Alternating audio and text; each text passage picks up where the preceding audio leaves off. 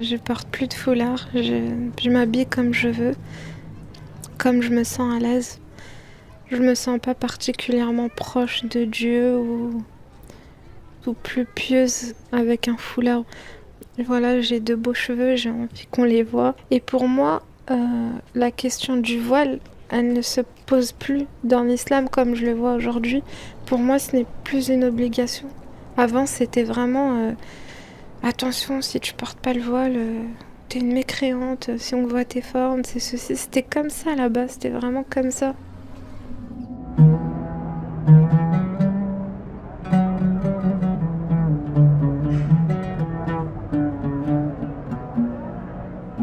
La cage, un documentaire de Céline Martelet et Édith Bouvier, réalisé par Charlie Marcelet, pour le podcast à suivre sur Arte Radio. Épisode 3. Alors mon deuxième mari, il était complètement différent du premier. Ça n'enlève rien que c'est un terroriste et quelqu'un qui était dans les rangs de Daesh, qui a porté les armes de Daesh, les couleurs de Daesh. Il travaillait dans les bureaux, il n'allait pas au combat. Il avait un haut statut au niveau de Daesh, ça je l'ai su par la suite. Il a adhéré à cette idéologie, même s'il ne l'importait pas à la maison, parce qu'il devait être très discret. Et il avait comme une formation peut-être, ou je sais pas ce que c'était, mais vraiment d'être très très très discret. Donc il ne parlait jamais de son travail, jamais de ce qu'il faisait. Dès qu'il rentrait, ses vêtements de soldat de Daesh, il restait pas avec 5 minutes en rentrant à la maison, il les retirait en rentrant, puis il enfilait en pyjama tout ce qu'il y a de plus normal. Après, bien évidemment, il pouvait pas enlever ses longs cheveux et sa longue barbe.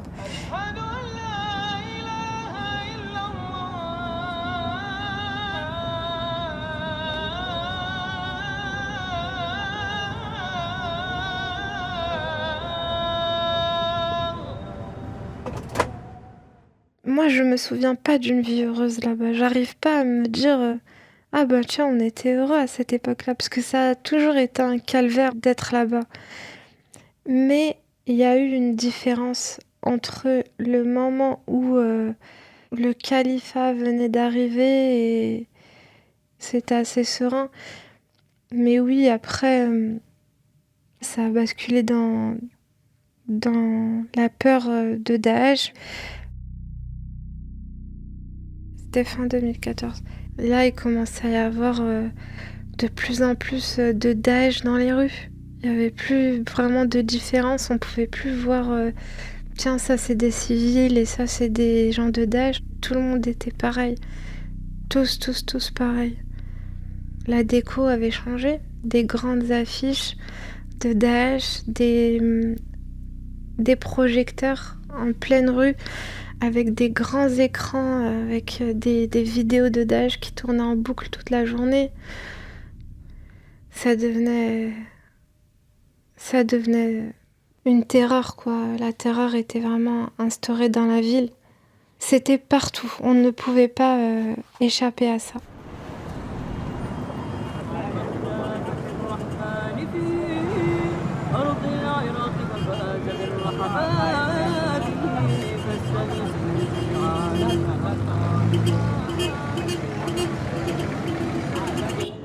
Là, ils instaurent une police islamique véhiculée qui se charge de repérer les femmes qui ne portent pas un voile comme ils l'entendent eux. La robe doit traîner par terre, on ne doit pas voir leurs chaussures. Elles doivent porter des gants. En haut de leur robe, elles doivent porter une cape qui arrive jusqu'en bas des genoux, très très ample, pour pas deviner la forme de leurs épaules, avec un niqab en haut, par-dessus, c'est-à-dire que là, elles portent 3 couches quand même. Je l'ai porté tout du long. C'est vraiment un habit lourd à porter. On a du mal à respirer, on ne voit rien. On doit être guidé par nos maris en fait, sinon on peut pas toute seule, c'est impossible. Daesh, pour pouvoir instaurer cette terreur, il fallait faire peur aux gens.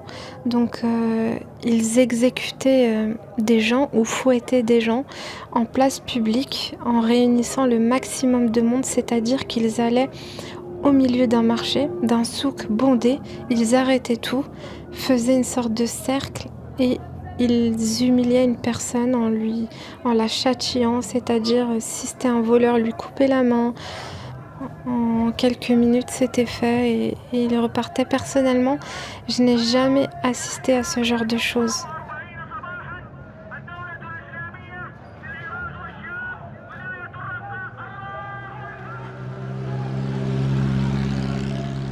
J'ai déjà été coincée avec mon mari dans des embouteillages et tout le monde disait: il y a une exécution, il y a une exécution, vous devez attendre un petit peu. C'était inimaginable pour moi de regarder ça. Mais même quand on ne veut pas regarder ça, Daesh a des rétroprojecteurs en pleine ville où ils projettent ça en fait à longueur de journée. Vous ne pouvez pas échapper à ce genre de choses, c'est une propagande en fait.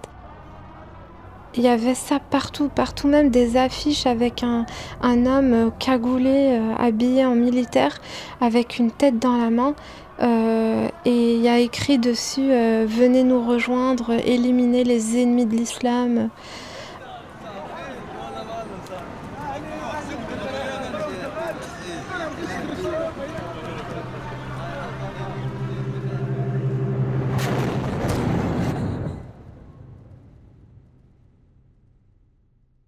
Mon fils naît en août 2015. Il est né en août 2015, donc un peu après sa naissance. Il avait à peine un mois quand les bombardements très très violents à Raqqa ont commencé à être atroces. C'était les bombardements de la coalition où vraiment en une nuit il y avait des immeubles entiers qui étaient réduits en cendres. C'était des bombardements très différents des autres parce que c'était une frappe qui visait un endroit précis. C'était pas comme les bombardements russes ou syriens où vraiment ils bombardaient 4, 5, 6 fois et ça tombait à côté, etc. Là, c'était vraiment une frappe et voilà, et c'était toutes les nuits comme ça.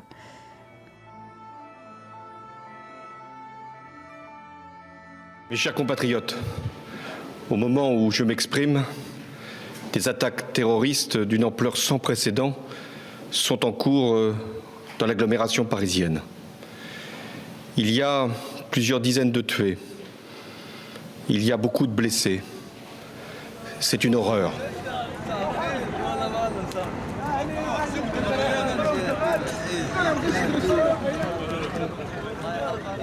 Là-bas, quand il y a eu les attentats du 13 novembre, c'était des cris de joie, des klaxons, des distributions de bonbons dans la rue, comme si, je suis désolée de dire ça comme ça, mais c'est comme ça que je l'ai vu en fait. Comme quand on voit ici, quand la France a gagné la Coupe du Monde, ben c'était pareil, c'était horrible à voir. Quelque chose d'irréel en fait, c'était irréel. Et attention à ceux qui osaient dire oui mais quand même là ils ont tué des innocents. Ben les gens qui étaient dans les terrasses ils ont rien fait.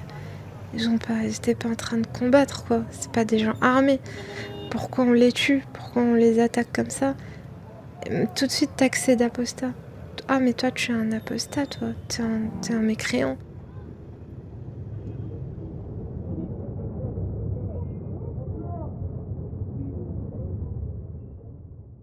Ça enclenche encore plus en moi l'envie de partir, évidemment. Je vais avoir un bébé qui va grandir dans un pays en guerre, en fait, sous les bombardements, sous les affrontements, tout ça. C'était inconcevable. C'était horrible. Surtout de voir son bébé ressentir cette peur. sursauter et tout. J'essayais de le mettre contre ma peau, d'essayer de boucher son oreille en mettant un côté sur moi et ma main sur l'autre côté, d'essayer de l'apaiser, tout ça. Mais même moi, j'avais peur en fait. Je pouvais pas partir. Et moi, j'ai fait un retour de couche aussi. Là, j'allais avoir un deuxième enfant en fait sur place. Lui, il ne voulait pas de deuxième enfant aussi, parce qu'on a vécu l'enfer avec le premier, la peur, tout ça. Et on voulait un contraceptif, c'était impossible, c'était interdit. Mais on avait réussi à avoir des préservatifs. C'était dur à trouver et on les cachait, il essayait d'en acheter pour pas qu'on en manque. C'est là qu'il a eu un déclic. Je vais dire que t'es malade pour que tu puisses partir, que tu puisses accoucher en France, près de ta famille, que tu puisses prendre les enfants avec toi, que tu restes pas ici. Je lui ai dit, ils vont jamais vouloir. Il m'a dit, bien sûr que si, moi je connais des gens haut placés, t'inquiète pas, tu vas sortir et tout.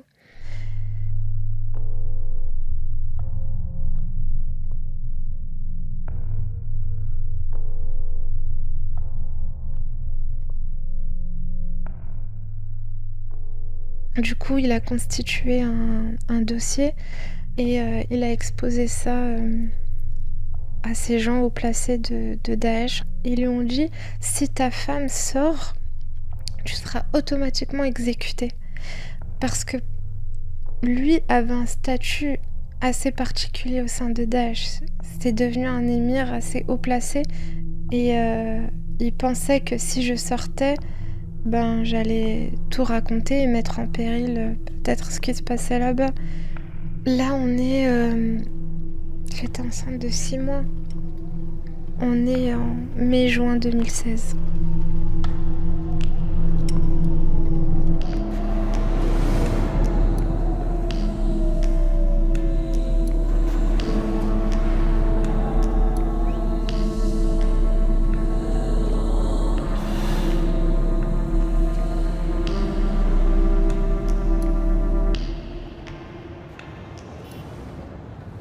Alors, il meurt en juin 2018. Je me souviens que c'était le ramadan. Il était sorti en me disant « je vais rentrer et manger ». Toute la nuit, je l'ai attendu, il n'est pas rentré. Et le matin, vers 11h, il y a une femme qui est venue toquer à la porte et qui m'a annoncé la mort de mon mari. Et tout de suite après, elle enchaîne sa phrase en me disant si tu veux le voir, il est là. Et à la seconde où j'ai levé la tête, j'ai vu son cadavre dans l'arrière d'un pick-up devant chez moi.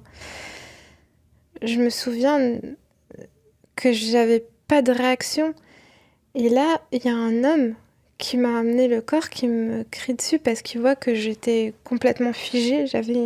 J'étais choquée en fait, je ne pleurais pas.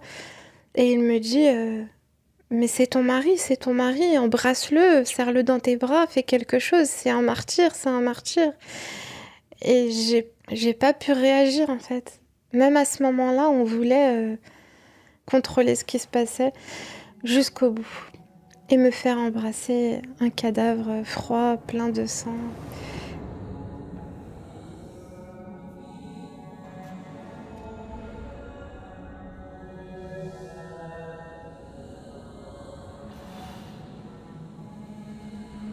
J'ai dit que je voulais rentrer. J'ai dit je veux rentrer en France. C'était la volonté de mon mari aussi. Je veux rentrer chez moi. Et là, on m'interdit de sortir. On me dit que de toute façon, il travaillait dans les bureaux et son travail était secret.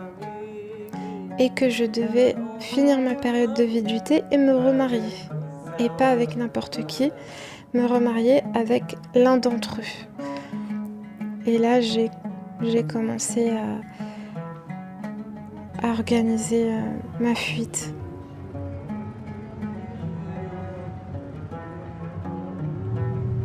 de Raqqa à Mayadine, aux petites villes à côté de Mayadine jusqu'à Ajin, etc. Les derniers territoires de Daesh. Je vais me réfugier dans une maison en fait de civils syriens qui vont m'aider à sortir complètement des territoires de Daesh. C'est très long, très difficile, beaucoup d'épreuves.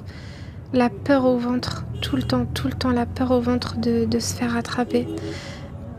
On a dormi dehors, souvent rien eu à manger, mais on n'a pas cessé ce combat. Il y avait une ligne droite, il y avait un objectif devant. Et quoi qu'il en coûte, il fallait que je sorte mes enfants de là-bas. Il fallait que je les sorte de là-bas.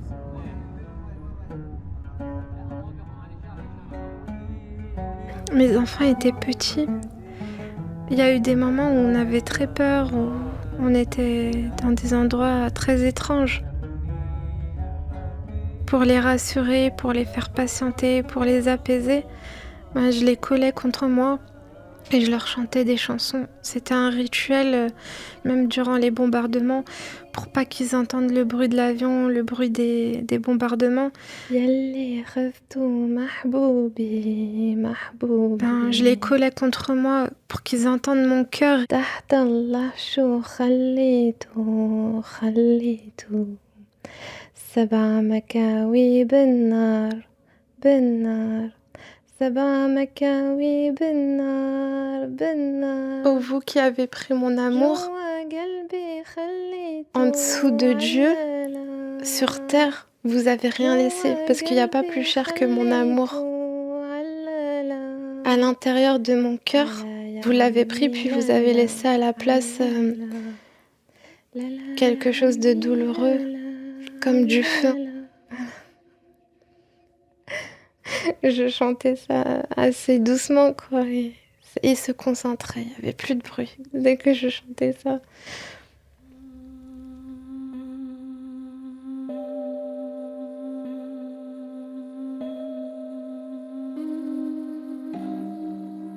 On m'a expulsée vers la France le 12 mars 2019, depuis la Turquie.